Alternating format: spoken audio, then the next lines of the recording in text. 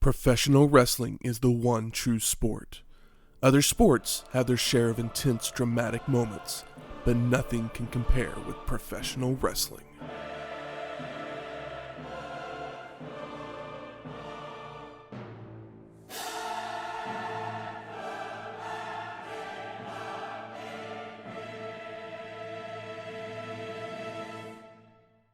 Welcome to Wrestling History X, where three friends come together and talk about the stories behind the matches.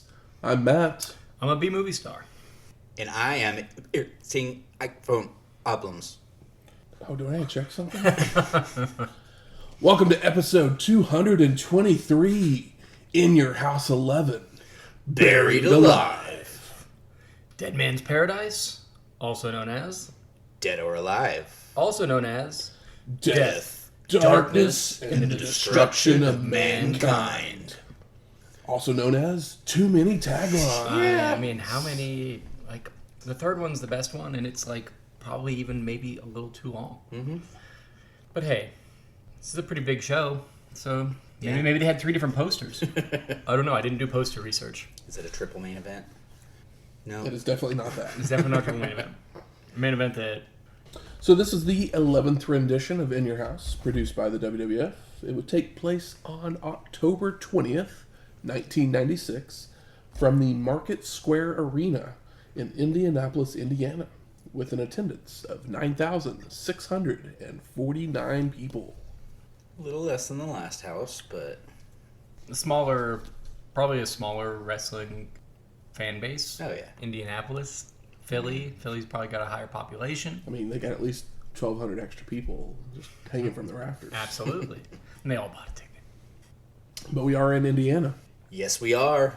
Shane, did you do what you do? Well, I'm not going to sing the song this week, but yes, I did do what I do. Yep, we are in Indiana, in Indianapolis, and... I know we've been there once before, and I brought something similar to this, but not quite this. I think the first time, I don't remember if I brought the sandwich or if I actually just brought schnitzel the first time.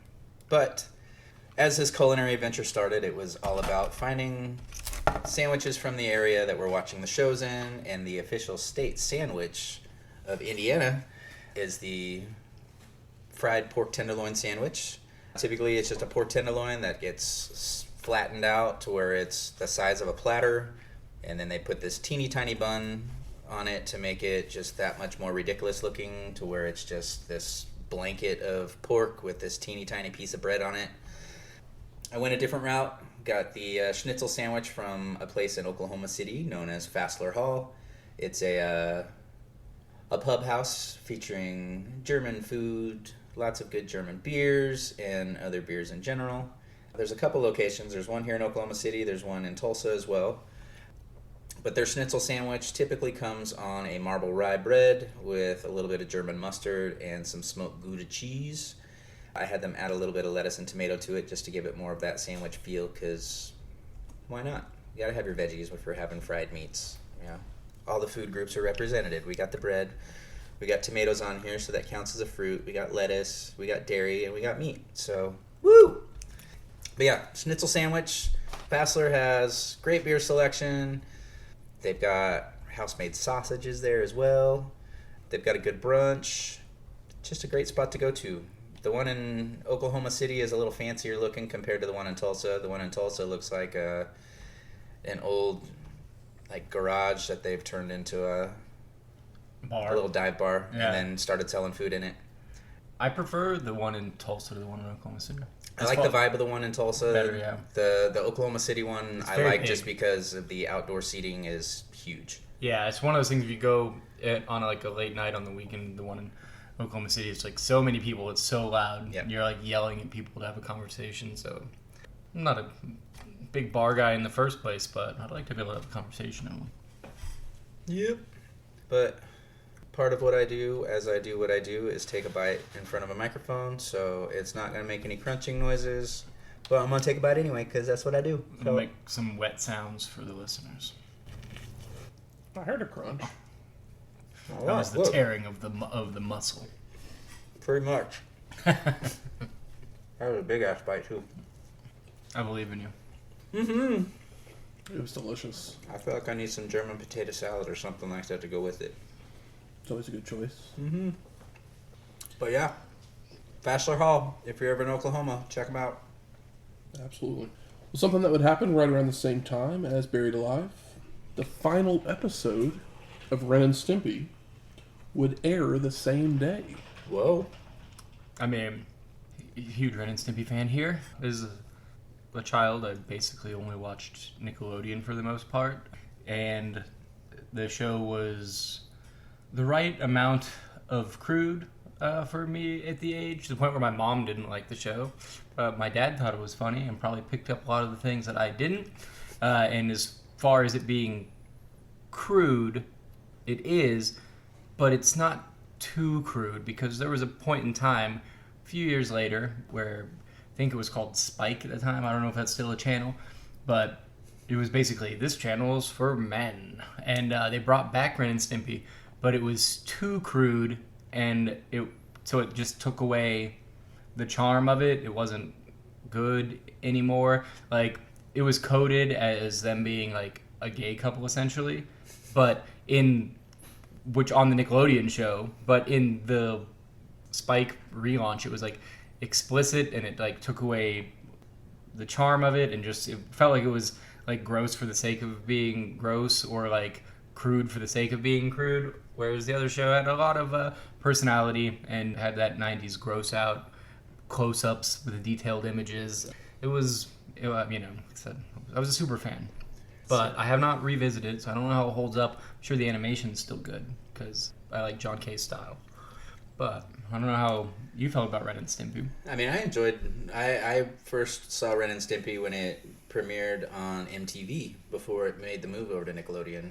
And it was... Oh, wow, I didn't know that. Yeah, it was just an animated short that they had on MTV, so it was... Is it Liquid Television?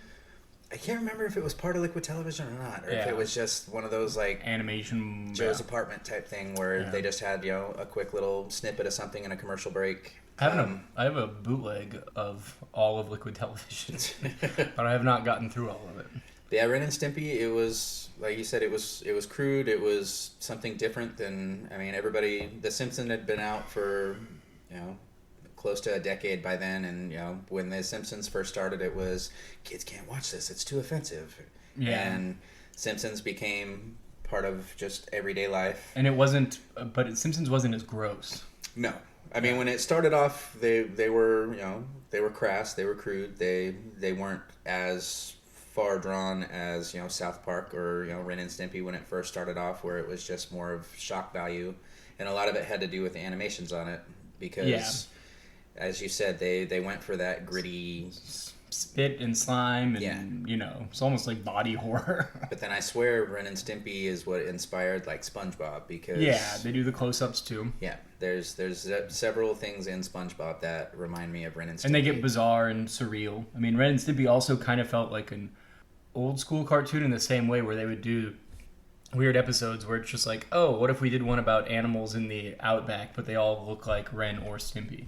Or they would do like a weird sci-fi episode, or they even did one where like there's a wrestling episode and the wrestler is obviously like Killer Kowalski. So it's like it's extremely varied, and more varied than like Rugrats. Very intelligent for children and adults, and a lot of the jokes go over the head of the children, but it's still like Ren and Stimpy. They could throw into like any situation. You can do a space episode. You can do one where they're like just door-to-door salesmen. It's very extremely varied. It's just throwing the characters into situations where Rugrats more grounded in reality, even though it's talking babies, they still... And then they just have ones where, they'd go and eat little treats out of the litter box, or, you'd see funky toenails. It made it different than the other shows that were out there. And then South Park came along soon after that, and just like, here, hold my beer. Let me show you how to fuck everything up. Yeah. Not really fuck everything up, but it was more... Let me show you how to make it fucked up. Yeah, and it was more, obviously, for adults. Yes. But Ren and Stimpy rode the line really well. Yeah, because, it was one of the first ones where, Simpsons, they they had the whole "eat my shorts," and they'd say things like that on there. Where Ren and Stimpy came along, and it was just straight up, "You idiot!" Yeah, you idiot. I mean, they also did comics. I remember my cousin had a bunch of the comics. My dad would find them because he would shop for baseball cards. He'd collect them for her. They're probably worth nothing.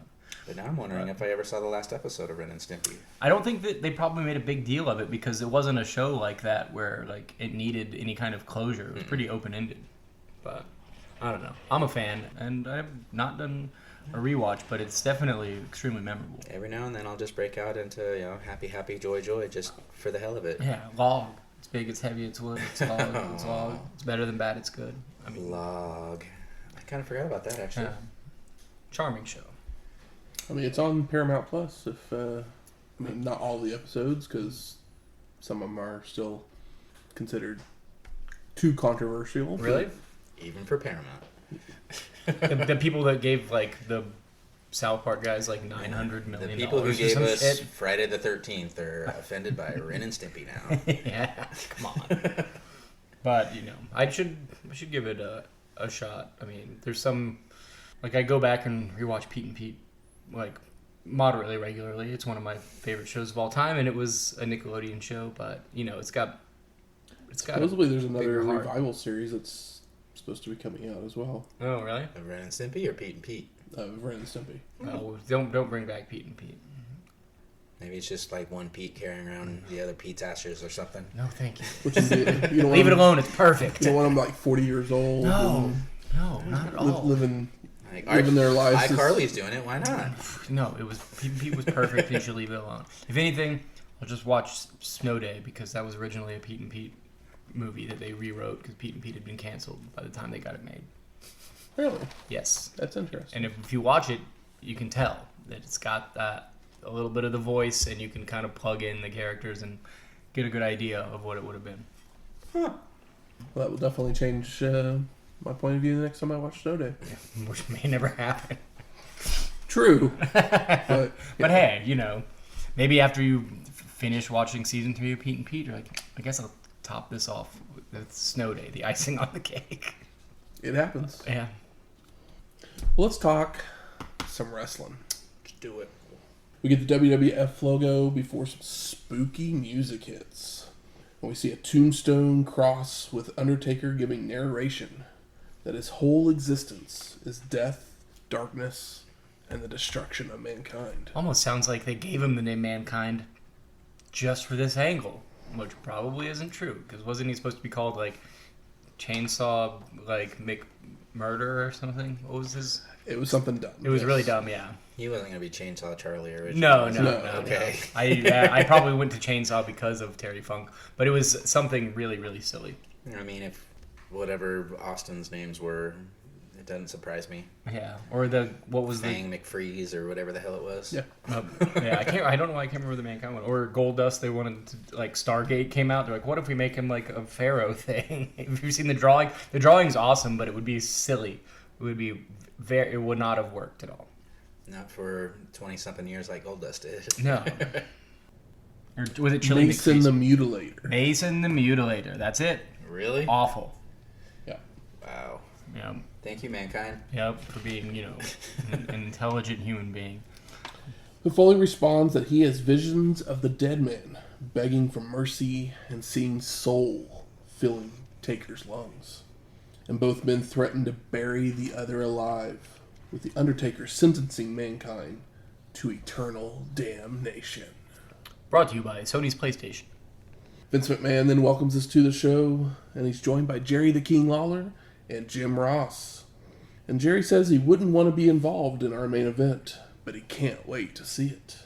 While JR complains that he doesn't have a mic, so Vince gives him his, but as soon as he starts speaking, the music hits for our first match.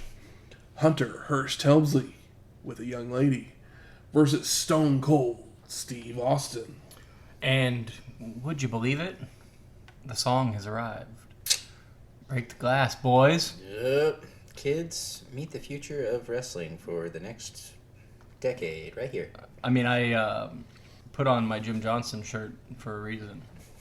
So while Triple H is walking to the ring, Kevin Kelly interviews Stone Cold in the back, asking him about his game plan for his new opponent, because he was originally supposed to face Savio Vega. Good Lord. But he's out with an injury. Thank God. I mean, no, obviously I don't want Savio Vega to be hurt. But I don't need to see Savio and Austin again. Because they probably would have had another Caribbean strap match. Not two pay-per-views in a row. And Austin says nothing has changed. He has a list, and everyone is on it. But he does give credit to Hunter for stepping into the ring with him before accusing Savio of faking his injury. Stone Cold then turns his attention to Bret Hart, saying he hopes that when he comes out the next night on Raw, it's to announce his retirement. Otherwise, he's going to make him do so. Austin then has words for all the people who didn't appreciate his colorful language. They can kiss his ass, which is punctuated by the sound of breaking glass. And during this entire match and first few matches, Ross's mic just keeps cutting in and out due to technical difficulties. I mean, Shane, kudos for that wonderful nickname gimmick. I tried. You succeeded. And there's more to that story, which we'll talk about here soon. But both men work the crowd for heat before they lock up to trade takedowns, slaps, and holds until Stone Cold gets the advantage. So Triple H rolls out to regroup. And Austin starts working Hunter's arm with holds and knee drops until his eyes are raked, allowing Triple H to deliver chops and a hard whip to the corner.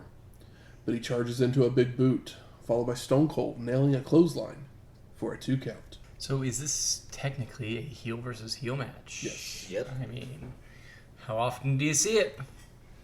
Austin goes back to the arm, but Hunter escapes with a knee to the gut and starts pummeling Stone Cold in a corner, followed by a back body drop. Triple H continues with a snap suplex and a knee drop for a near fall, before hitting a back suplex for a 2 count.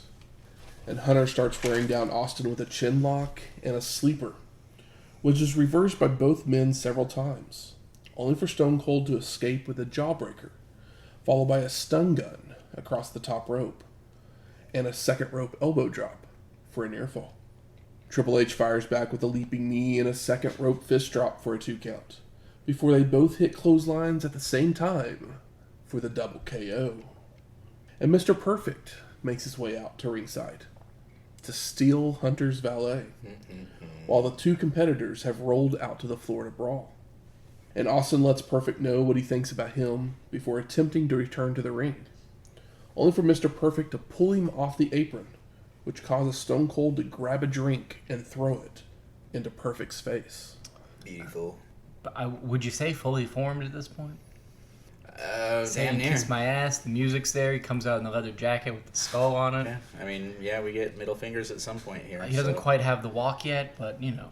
Oh yeah, the BMF walk happens over time.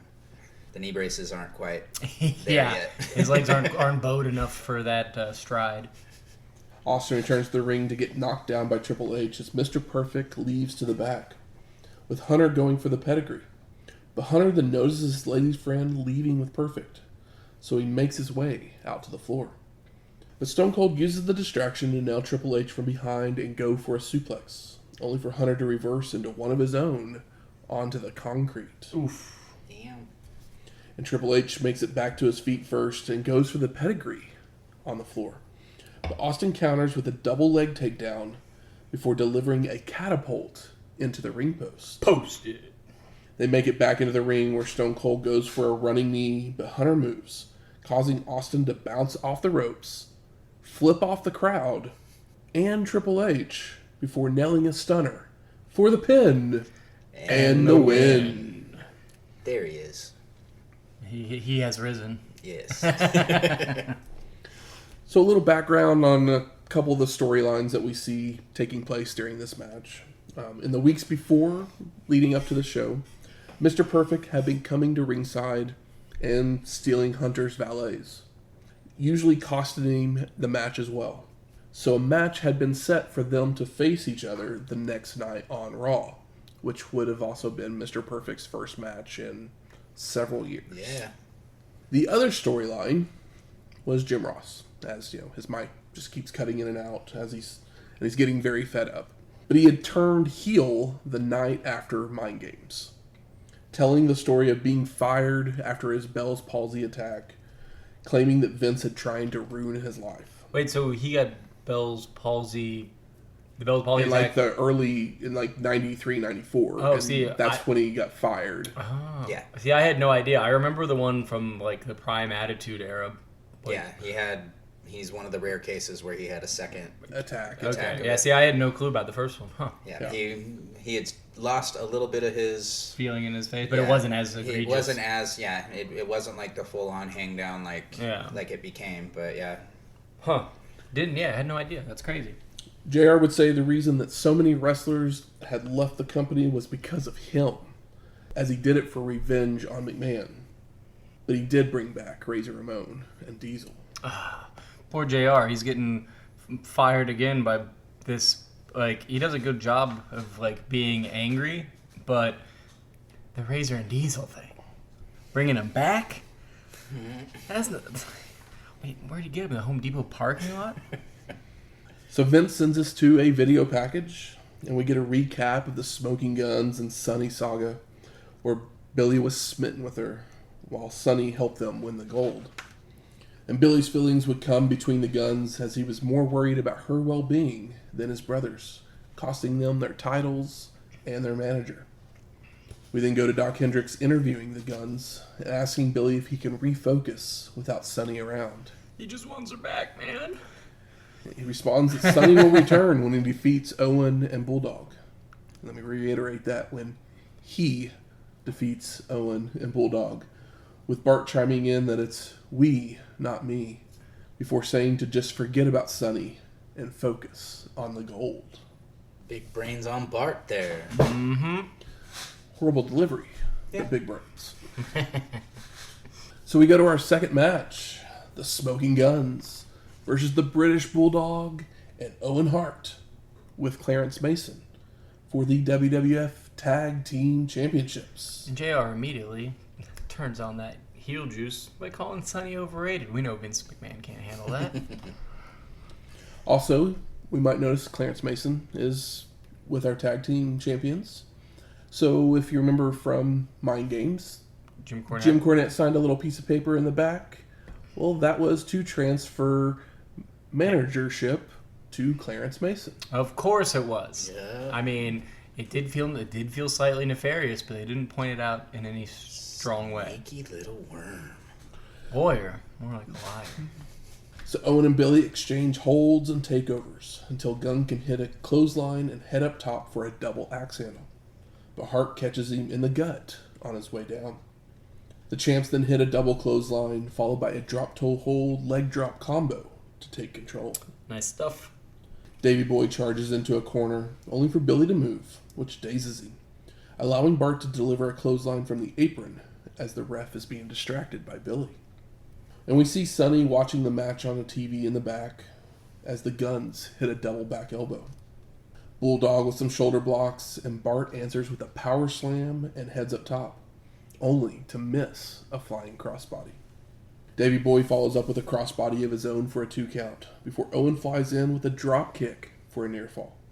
And the champs start working over Bart with a double team clothesline, whipping him around from corner to corner, before Gunn can escape a headlock, only to run into Billy as he is out of the corner, taunting Bulldog. And the Guns argue for a moment, allowing Hart to roll up Bart from behind for a 2 count. All that John. But the Guns recover as Owen is tossed to the ropes, where Billy nails him with a forearm from the apron. And the Guns nail a double Russian leg sweep for a near fall, before Billy hits an elbow drop and a neck breaker. Bart comes back with a swinging neck breaker of his own for a 2 count. He keeps cutting off Hart's tag attempts, before the Guns can deliver a corner splash with Billy leaping off Bart's back. They then attempt a sidewinder, but Billy struggles on the ropes, allowing Davey Boy to sneak in to pull Bart away at the last second. Owen uses the opening to nail a spinning heel kick on Billy for the pin and the win. I mean, other than Davey Boy kind of getting there a little too early to pull him away. Yeah. I thought this was a pretty fun match. Yeah, for sure. It's super solid. But I'm going to keep grabbing at your belt. I did like the Owen coming in without a tag. It's like, oh, well, the ref didn't see it, so, like, why bother? Like, doing a little bit of cheating, and it's one of those things, too, so I guess the Guns are tweeners? Because... I mean, they're heels. And, yeah, but, like, so are the... I mean... Yeah. So we've now had 2 matches of heel versus heel. Yeah, but there's, like, there's slightly different dynamics, like, but, like, they're not just, like, both full-on heels, so it doesn't feel... completely wrong, but it is weird for WWF for sure. Weird for wrestling in general. Well, fun fact for you, you don't have to worry about it too much any longer because this was the Guns' last pay-per-view match as a team. Wow. Thanks for coming, and it was a good match. Like I said last time, they're a good team. Yeah. But unfortunately, the focus ended up being Sunny. Yep. Yeah, and I think that, I mean, even during the match, the focus was Sunny. Yeah. And Sunny's in the back here, even after they lose, still the focus. She's clapping as she's happy that they lost. Winking at the camera at old King because he wanted her to wink at him. I do love Jerry Lawler has a dig on Bart that he says he's been on so many blind dates he should get a dog. What a cornball. I love him. Vince sends us to the Superstar line, where we see Triple H and Ray Rougeau on the phones. Ray Rougeau? While we can hear Mr. Perfect, but they never show him. Like, literally the entire time you can hear Mr. Perfect talking. They never... Maybe they're trying to get over the fact that his mic works and Jim Ross's doesn't. And McMahon says that it looks like they've gotten JR's headset fixed. When they cut to the announcers, only for Ross to have grabbed a mic and entered the ring. Oh my God. And JR is complaining to the crowd, saying that Vince's butt kissers keep turning off his microphone, so he can't be heard on television. And literally he said that, and I was just like, no one in this arena cares, because they can't hear you either. Yep. Yeah. And, but JR is doing a pretty good job of being, like, not full heel, but, like, angry with a purpose. So I remember when it was going on back in the day, and that was one of the weirdest things was a heel JR, just accepting that, wrapping my mind around it, because it just, while he did a good job during it, it just didn't seem right. It's it felt it's the Steamboat wrong. effect. Yeah, it's like done well, but it feels wrong. But he also has like a good reason, so it's believable. It just it's like somebody put mustard on your ice cream. You're like, what are we doing here? He reached that I'm mad as hell and I'm not going to take it anymore. Yeah. He's channeling the Austin vibes.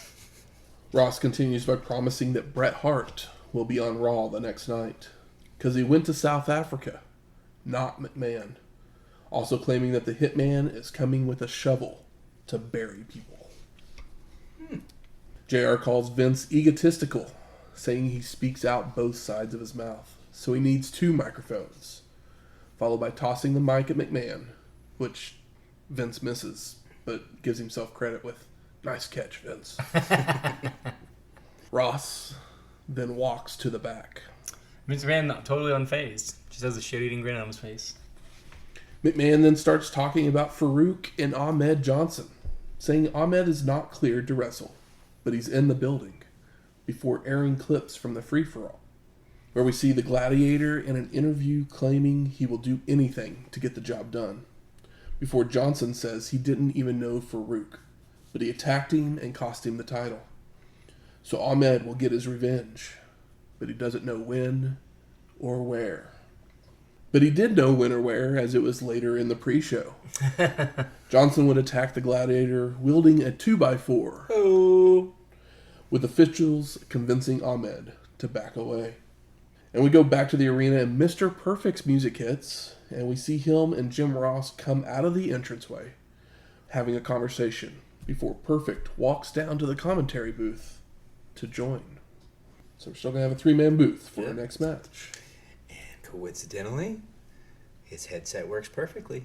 Oh my gosh. Absolutely. Doesn't Perfect call out Austin? He may on commentary at some point. Okay, I feel like right after this he calls him out, and I'm like, because he threw the drink in his face. Yeah, it's like I want to see that. Why wouldn't you want to see that? I got excited when Mr. Perfect's music played because I was like, oh, are we gonna get him in the ring? No such luck. No. So we go to our third match. Goldust with Marlena versus Wildman Marc Mero with Sable for the WWF Intercontinental title. I know, it's crazy that Goldust has already had the title twice. Mm-hmm. And this was supposed to be Farouk instead of Goldust. But obviously he got waylaid by Ahmed, so the Golden One gets a title shot instead. I'm not mad. Mm-mm.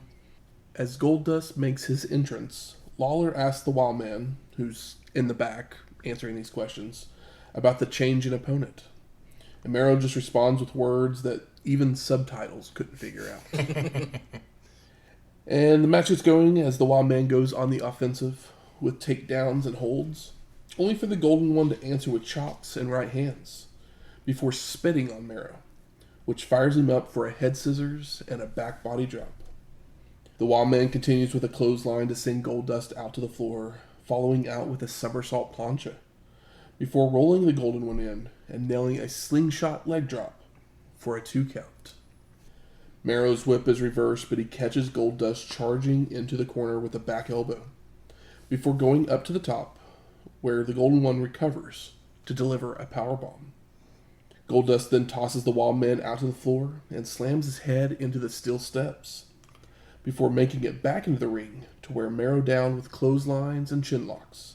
And Perfect heel ended up here to Vince. Now he's talking shit on Sable. Says Marlena makes Sable look like a B movie star. Talks about, I think Sable got lip injection.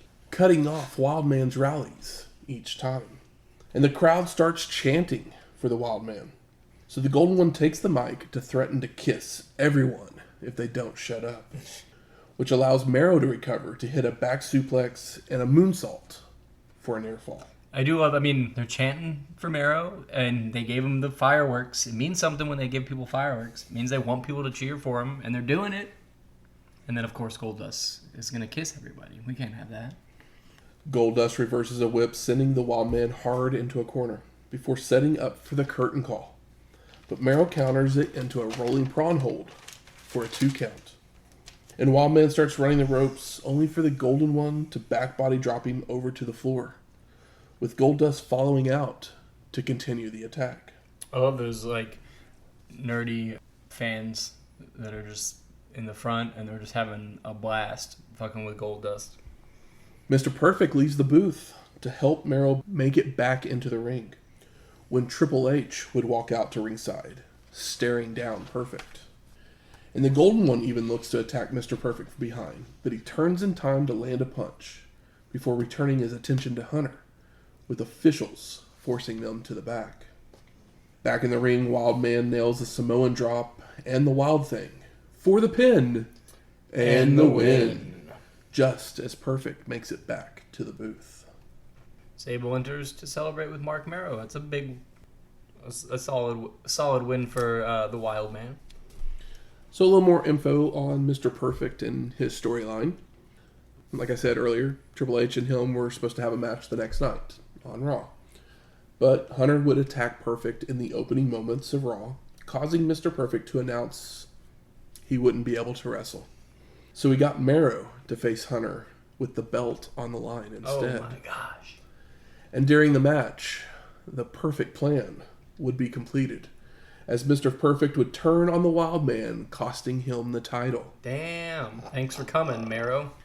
Perfect would then manage Triple H for a few weeks, but eventually would head south, meaning this is the last time we will see him in the WWF until 2002. Crazy. Sorry, yeah. Jinx. But they just gave Mero what a subversion. It's like, feels like they're pushing him, and then, they didn't. He lost to a heel in heel fashion, but it takes the wind out of the sails. Technically he lost to 2 heels because it was the perfect plan. But this could be. It's kind of a bummer because I didn't feel like Perfect was gonna go on a run here, but I was excited to see him interacting outside of the table, and I was like, yes. But I was like, I don't think it's going to amount to anything, and now I know. And it amounts to some things, but not what I'd like. Vincent sends us to the AOL room, where Jim Ross is there with Razor Ramon and Diesel. As two employees typing what they're saying. No, it's Razor Ramon and Diesel. Yeah. It's not the... Yeah, I went from... Now we're at AOL instead of CompuServe. That's WCW. Oh, oops. We then get a recap of Vader and Sycho Sid with Kevin Kelly narration, asking, who is the master of the powerbomb? Sid has the height advantage, but the Mastodon has the power. Footage of both men performing the move is shown, with Cornette complaining about Sycho Sid stealing the move and calling Vader the irresistible force.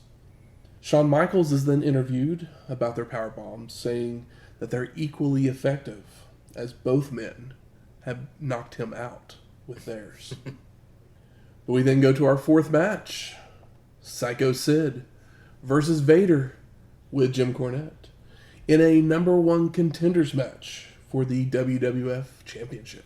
I had to look this one up. Jim Cornette says he's going to go through you like X-Lax through a window woman.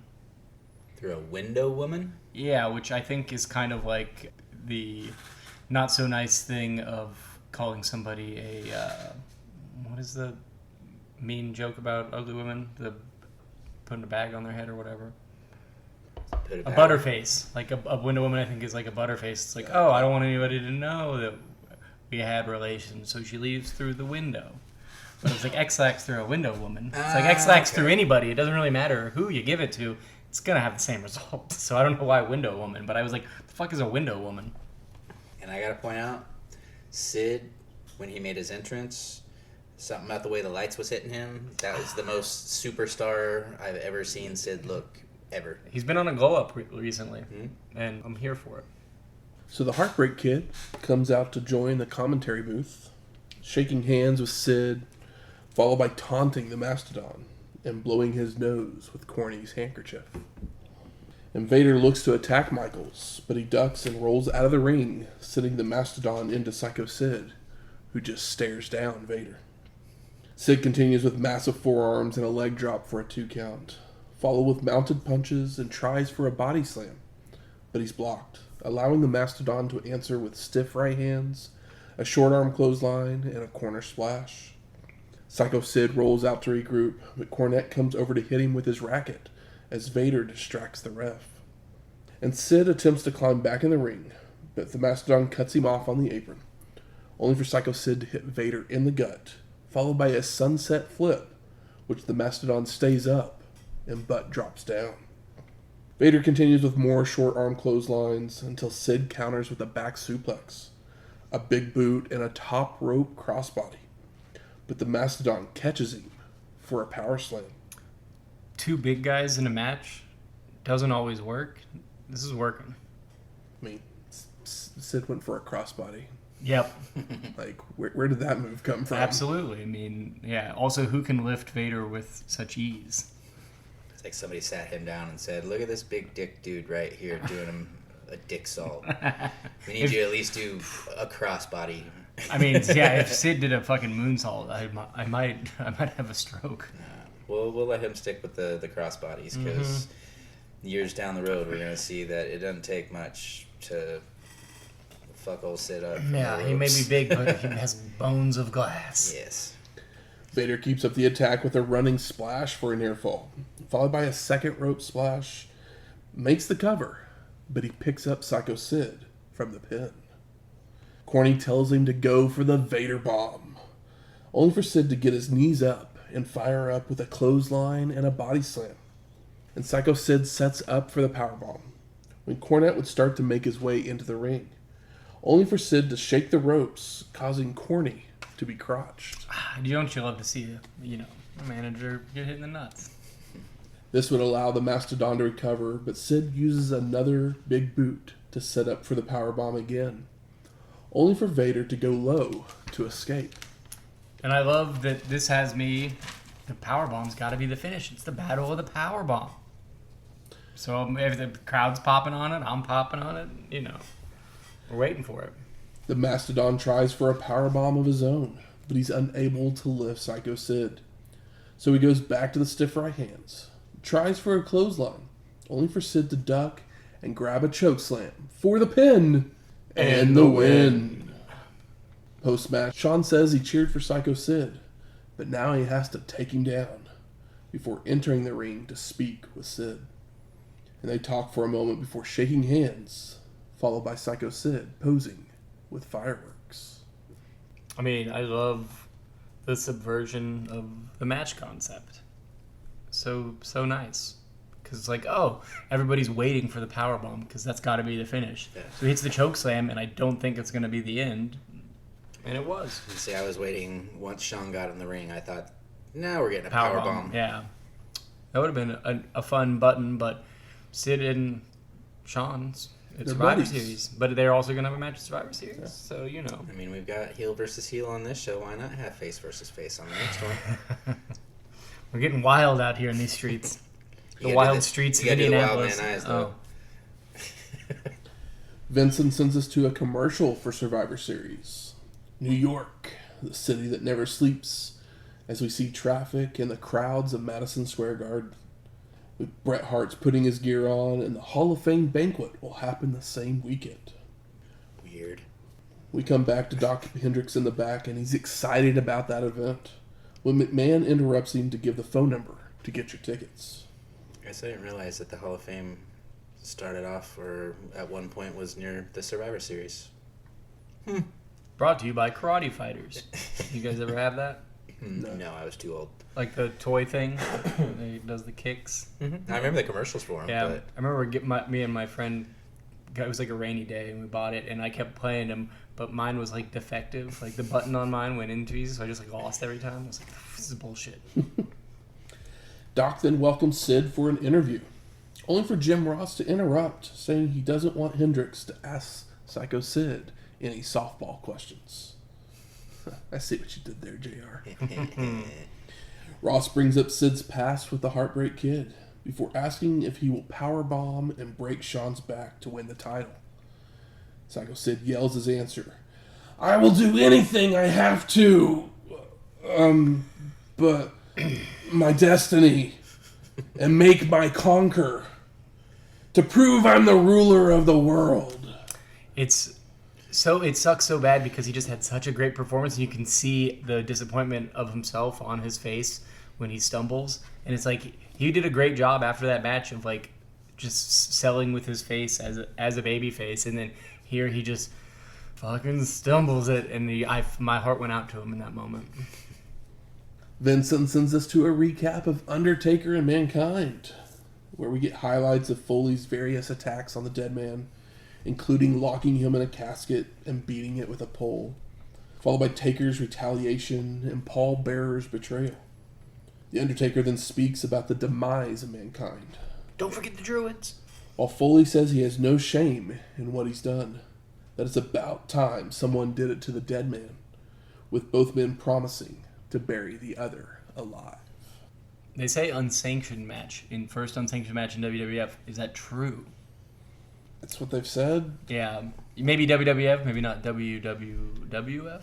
I don't know. I'm trying to remember. I mean, they weren't super gimmick common. Matches weren't really a thing back in the day, so yeah, it just like seemed cage matches were about the most gimmick thing that they really did back then. Those and strap matches, I guess. Yeah, as opposed, unless you were doing like Memphis stuff, probably it was a little different. But I don't know for sure. But in that territory, it wasn't. They weren't the Skywalkers. They weren't doing Skywalker matches. Scaffold matches. Yeah. No. So we go to our fifth match, Mankind with Paul Bearer versus The Undertaker in a buried alive match. Unsanctioned. So the only way to win is to dump your opponent into the grave that's set up near the entrance and cover them in dirt.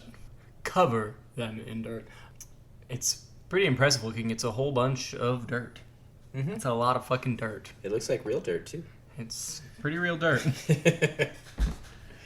So as soon as the Deadman's in the ring, the brawl is on, throwing each other around the ring.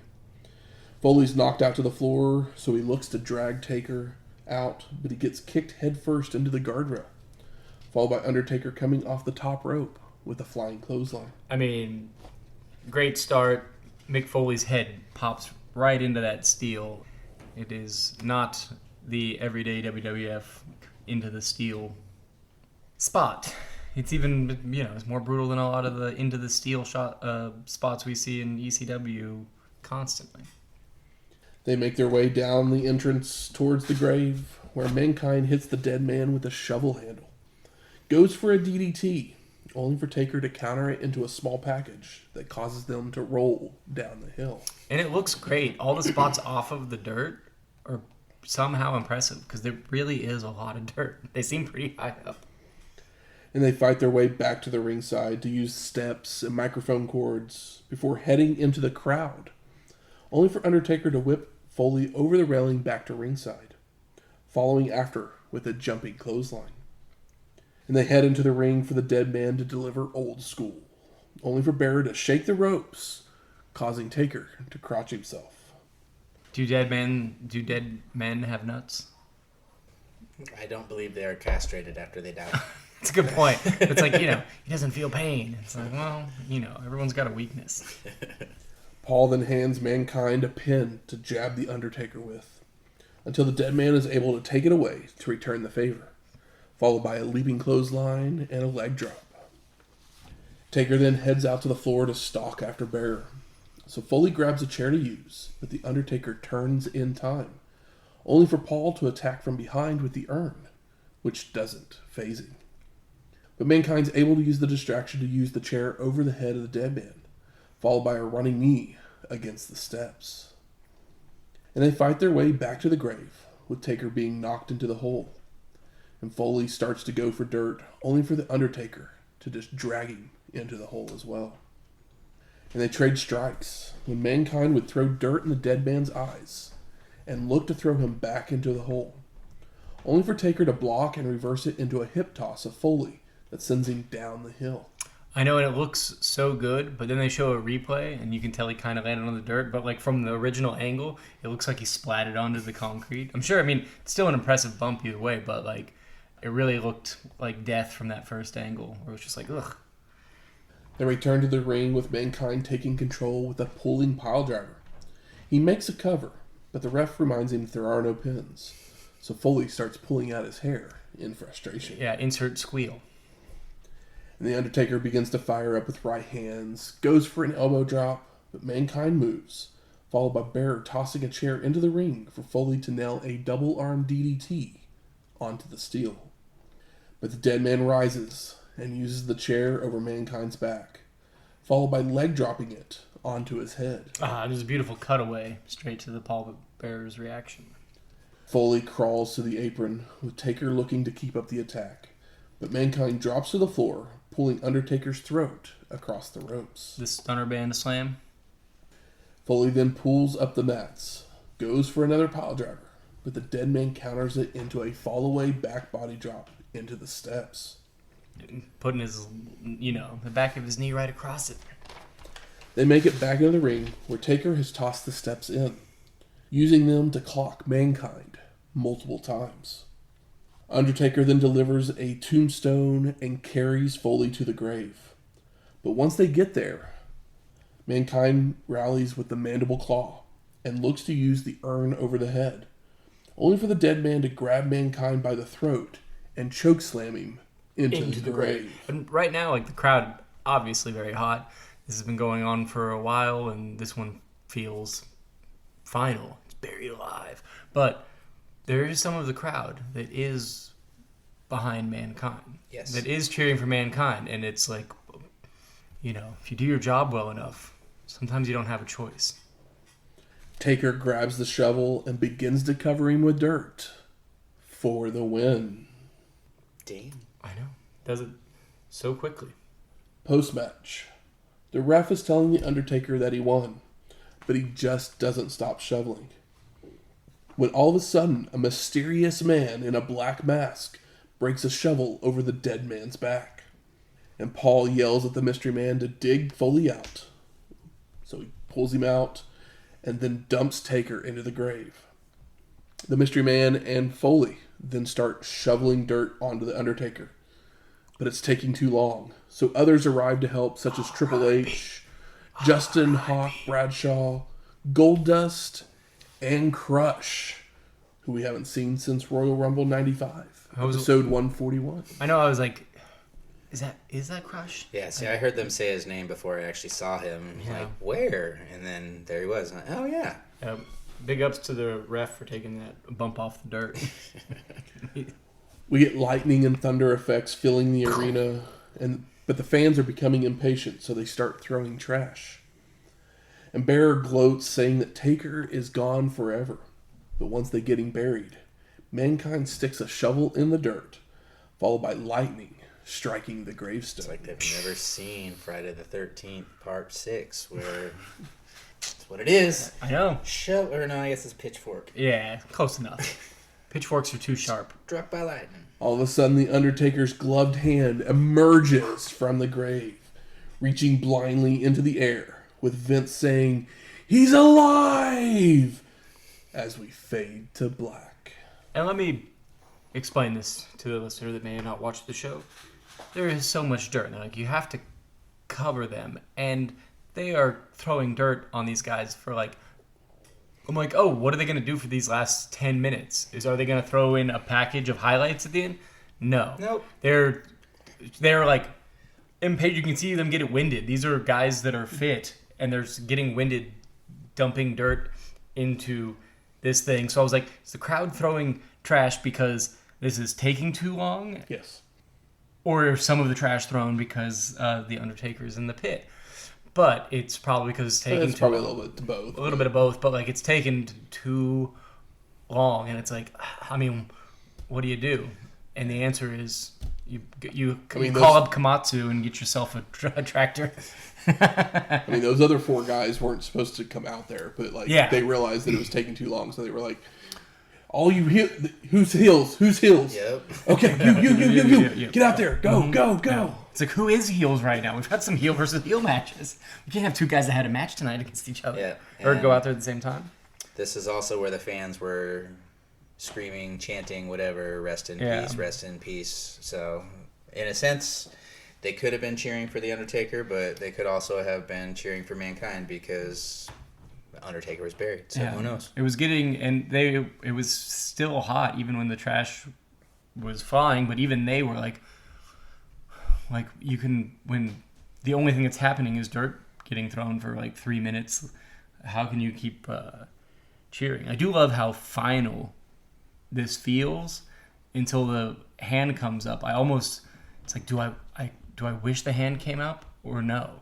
Because like, how do you can't just like move a pile of dirt to another show and have them, it's like, well then, and then the hand come up out of the dirt. Like, you can't do it later. And it would be too corny in a vignette. So it's like, well, do it here, but it does feel final to an extent for a second. Well, I will tell you this: Undertaker's look does change a little bit because he was buried alive, so he comes back as a slightly different character. Yeah, variation of him. The Mystery Man will become known as the Executioner. That's what I wrote down in my notes. I was like, executioner guy, because he's dressed like an executioner. That's funny. And it's our buddy, Terry Bam Bam Gordy. Okay. I was trying to get a look, and I was like, it doesn't look like Glenn Jacobs, but it could be Glenn Jacobs, and the executioner just doesn't get used, and Kane happens, was a thought that I had. But I did know that Gordy has a small run, or I don't know if you would call it a run, but a small appearance, a short appearance in the WWF coming up. Also, another fun note, this is the first time that the world champion has not wrestled on a WWF pay-per-view. Oh, wow. It's crazy. May have been in a tag match at some point, but the champion has always wrestled on a pay-per-view. Yeah, like there was no real reason for Shawn to be here, and he had a banger at the last one, and this match is too big. And it's better than having Shawn just like thrown into a match with somebody for no reason. Yeah. Yep. It didn't need it, which is not something you can say all the time. It isn't in your house, so if you're not going to have the champion on the show in a match capacity, this is the one to do it. So I ask you, gentlemen, what are your overall thoughts of Buried Alive? I enjoyed it. Yeah. It, again, it was another one of those that was easy to watch. It was fun to watch. Yeah, it wasn't... Nothing on there really is going to be shortlist worthy, but it's entertaining. It's entertaining, memorable. Yeah, it sets us up for the next day. Series. Yeah. Survivor Series, and it apparently leads into the Mr. Perfect turning heel again. It leads into Marc Mero having his belt taken from him. Yeah, it's got a lot of fun stuff in there. Yeah, good show. Things build. The matches are all solid. No Godwins, because they've been kind of one of the lower points of In Your House. So I know I crap on him a lot. I feel bad about it, but it is what it is. Stone Cold Steve Austin acting like a badass. Gets his song. What? So do the pigs. His name is Pig. Pig recognized Pig. But easy to watch. Sid has had a glow up, which is nice. My heart legitimately sunk for him when he fumbled the promo, because he's been so great recently. Like on the last handful of showings from him, he feels like wrestling is finally clicking for him, as opposed to just being a job or something he does. Because him and Lex Luger kind of have a similar thing where they're not really like wrestling guys, but they're big and impressive looking, and they can do the stuff. Aren't stupid guys. They don't take to it quite like Sting did, but they're not Ultimate Warrior, where like they just fucking don't understand it, can't do it. But they never really had quite the like glimmer in their eye, sunk into a great character, and Sid is looking like he's doing it right now. So it's neat, and I felt real bad after that great showing that he was just like, you could see it in his face where he just wanted to be like, fuck. And he kind of did, and then he tried to get back into it. So yeah, we're all right there. The first half of the show is all storyline, while the second half is hard-hitting action. Nothing sets the world on fire, but I had a great time watching this very consistent top-to-bottom show. Mm-hmm. Yeah, like this Buried Alive match is good. It's really good. It's really fun, but it's not as exciting as Shawn and Mankind was the month before. Yeah. Like, this might have a more satisfying ending to an extent, minus the fact that maybe they should have made that grave more shallow so they could fill the dirt up. I think that's where they learned in the future.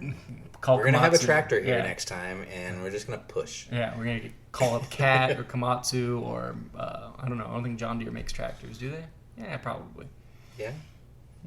I don't know my tractor. John Deere makes everything. Yeah, I don't know my tractor companies. I guess I know 3 of them. That's pretty good. John Deere, that's all I ever know of them are tractors. Yeah, I think of ride-on mowers for some reason. Grass tractors. Good. Where's the smart marks at? All right, fuck you. I think it's time we smark it up. Smart. So what are some of the best moments of this show? Sometimes it's hard when a show is so solid. Yeah. To pick one. I don't have as much to bitch about. You have the full-on Stone Cold in action with the music, the middle fingers. Like breaking glass. Yeah. Breaking glass. You got the broken glass, you got the music, you got the middle fingers. The only thing that's missing is a beer. Yep. It's our first Austin Hunter match. So they won't match up again, I think, until 98-ish. Oh, wow. Yeah. I mean, it makes sense. Hunter's got some Austin wins some debts to work off. Yeah.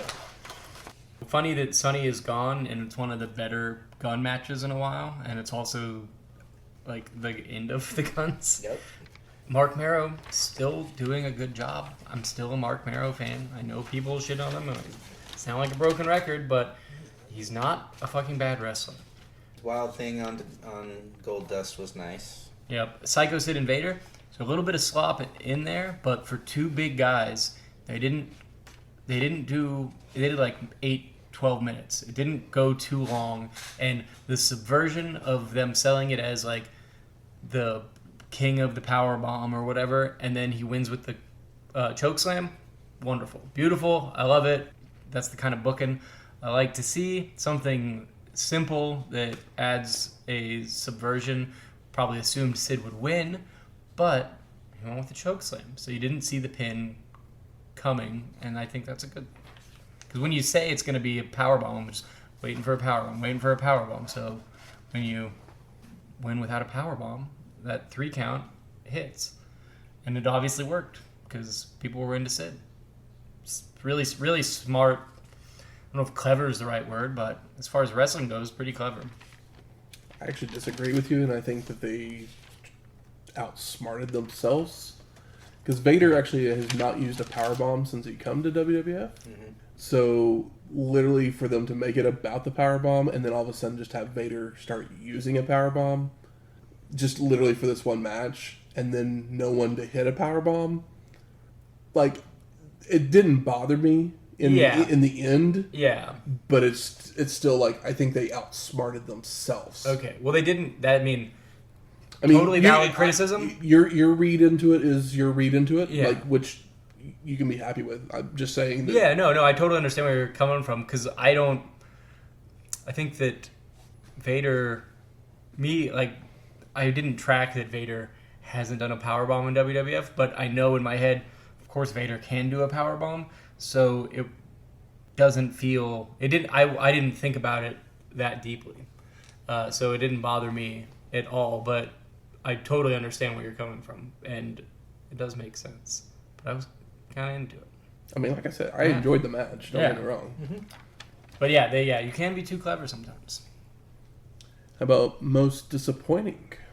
I mean, what I just said is actually probably your most disappointing. One of my most disappointing things, just because, like I said, there's nothing bad on this show. There's nothing bad about it. It's just don't ever say the words "master of the powerbomb."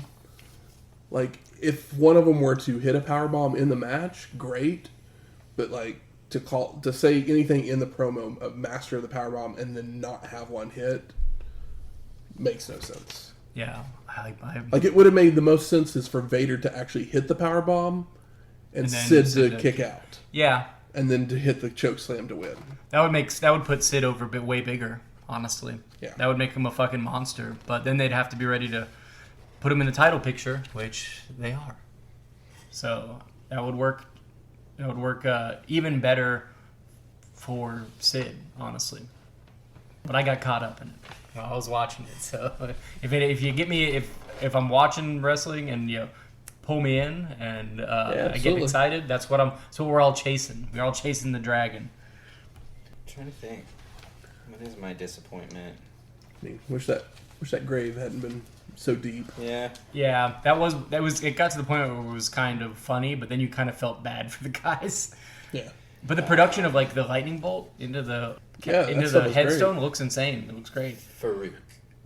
That's what I'm disappointed. Oh, the Ahmed Farouk thing. Yeah, it's Ahmed got hurt, and they just decided that this might be the last time we see him as the Gladiator. Yeah, and I'm fine with that, but just because the fact that because with him, actually, I think it is because with him being hurt, they repackage him when he comes back healthy.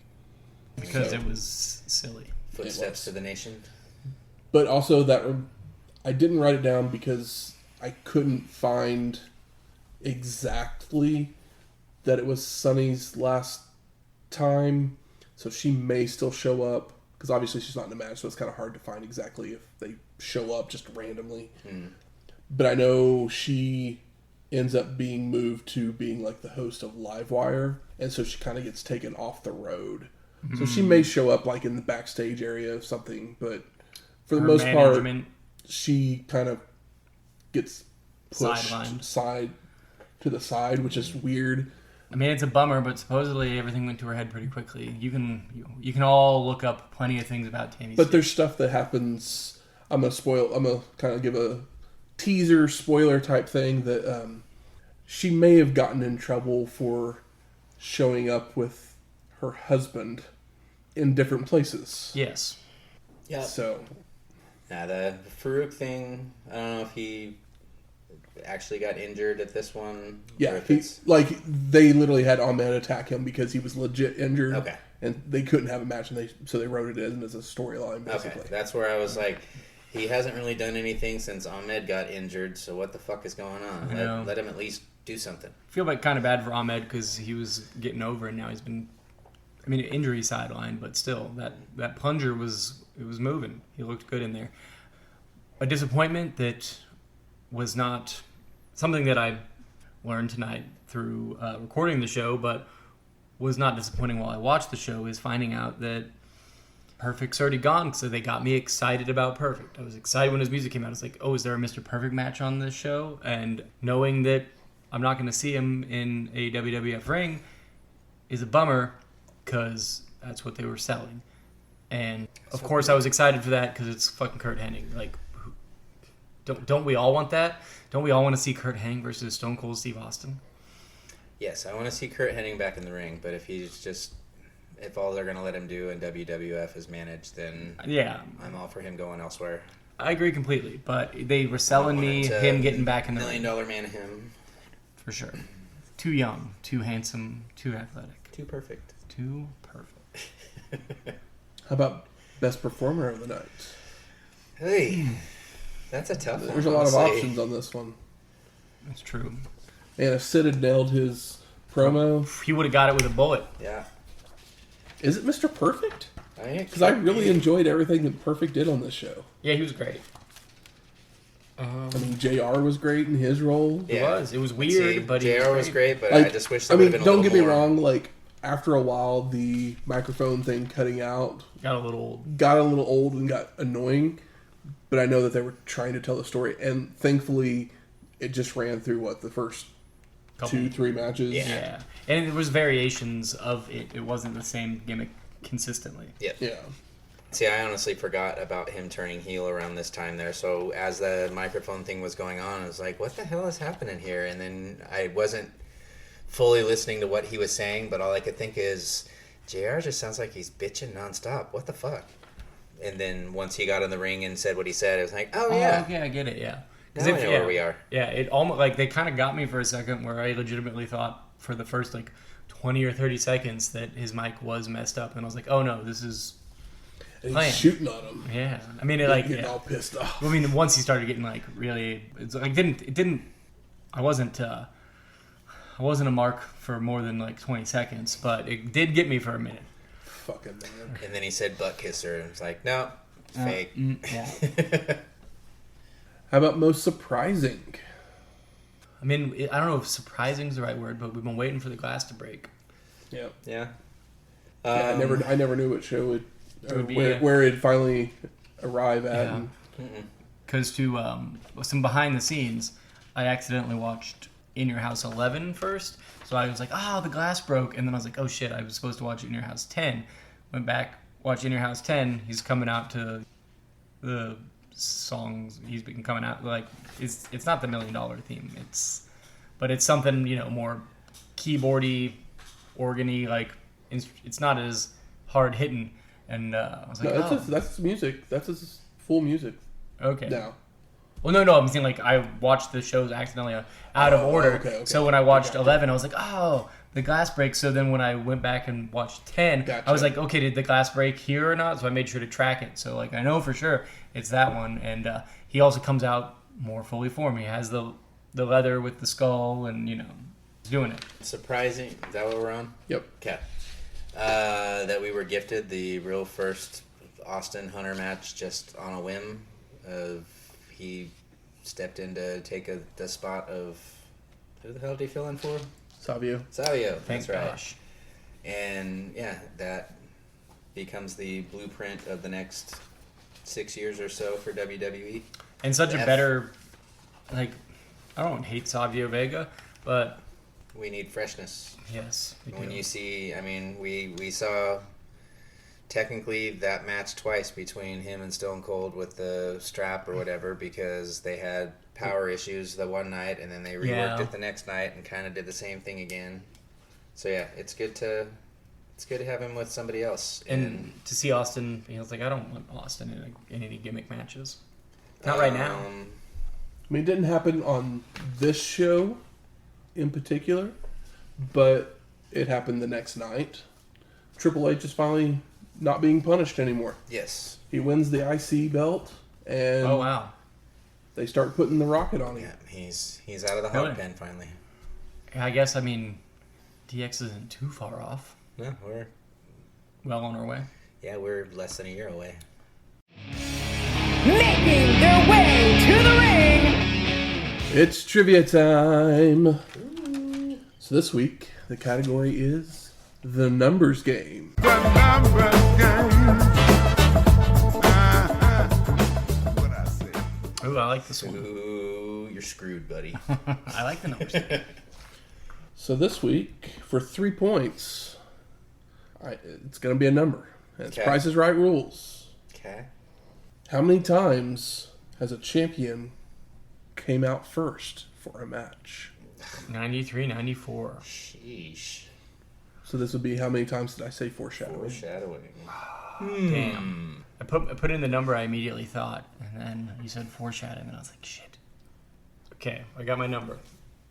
I gotta think, because we've had recent ones where it's like Shane Douglas, and then this next person, and this next person, but that's 95, 96-ish. That's so. good. Yeah, that's a good point. Maybe my first number was better, but I'm sticking with the second one. We'll say that. All right, let's see those answers. Michael goes with 13. Shane goes with 8. That was my first number that I was going to guess. Damn. What is it, Matt? Michael with 3 points as the answer was 16. Wow. So I got a bonus question for 2 points. Oh, my gosh. How many times out of those 16 matches did the champion win the match? Are you ready? I'm ready. Let's see him. Are you ready? Michael with 4. Shane with 12. And it was Price is Right rules again, just so clear. The answer was 7. So Michael picks up another 2 points. So 5 altogether. Woo. Closing up that the scoring gap. Just Yeah, inch by it went inch. from like this to that. Now this time around, it hasn't been as huge of a blowout Advantage, as it yeah. was the first trivia round. I mean, yeah. This stuff's some of the, like this, especially the WWF stuff, is just printed on your brain. You were in it. You were there. Yeah, I mean, that's the stuff that's been in my head since I was like 9 years old. Yeah. Now I'm watching stuff that I'm watching for the first time and having to remember shit. Yeah, for sure. Next week, high incident. Who was high and how high were they? Dibs. At least scaffolding high above the ring. Yeah. 4 tables high. Some high energy. I think it was only 2 tables. Well, it's probably 3 tables because they had the scaffolding above tables. So Do we have a ladder on top of those tables on top of the scaffolding? No. Oh, thank we do God not. they don't. Yeah. The New Jack bump, you've all seen it. Horrific. the music from this week's show is Carnina Fortuna Imperatix Mundi. O Fortuna Jesus. by Carl Orff. Arranged by Robert Shaw and the Atlanta Symphony Orchestra Chorus. And Undertaker won our main event. So we play his music, Graveyard Symphony version 2 by Jim Johnston. It's a whole lot easier to say. Yeah, for real. I was like, I mean, I literally could have just said O Fortuna and most people would have known what I meant. But yeah. But it's just funny. I give the full title in Exactly. this place. I mean, remember when it was just like, the music for In Your House is In Your House. By... If I can't find a name, I can't credit you.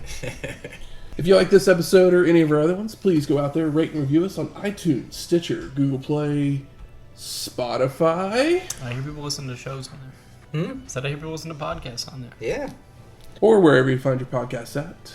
Do as Michael says. 5 stars or no stars. Take a photo of your 5-star rating. Send it to the DM. Maybe we'll send you a logo magnet.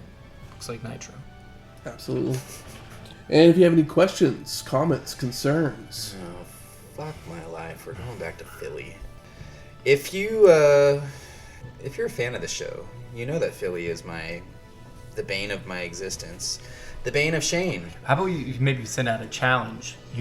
Have them send you like a cocktail recipe and then like pick the wrestler that they send, like make up a cocktail about.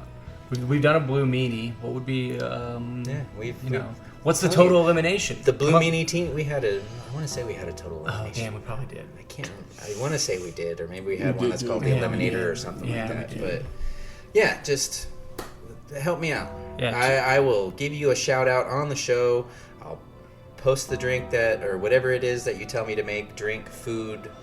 I will tag you in it on our social media, all that stuff, so you can have the full credit for it and you can see what you made me make. But yeah, help. We're going to Philly. We're always in Philly. I need somebody. Help. Not just anybody. Help. I need someone. Maybe a franchise. Oh, nice. Let's see, I was looking up that earlier too to see if there's a drink called the franchise. I'm telling you, I'm this close. You can't see because we don't have cameras on us, but I'm just holding my fingers close together. Yeah, like 3/4 of an inch. I'm this close to just reaching out to all these different people on social media, as far as Taz, Paul Heyman, whatnot, and just blowing up their social media or Twitter and just saying, "Help! Give me something. What's your favorite drink?" Because we're watching these shows, and I need some ideas because you decided to stay in Philadelphia all the fucking time. Is there a cocktail called the Whistle Stomp? I mean, good question. If there is, don't tell them on mine. We gotta save it. We need all the Philly ideas we can get. But you can send any of those ideas to our email at wrestlinghistoryx@gmail.com or find us on Twitter at WrestlingHistoX. It's Wrestling HISTOX. We'll talk to you next week. Laters.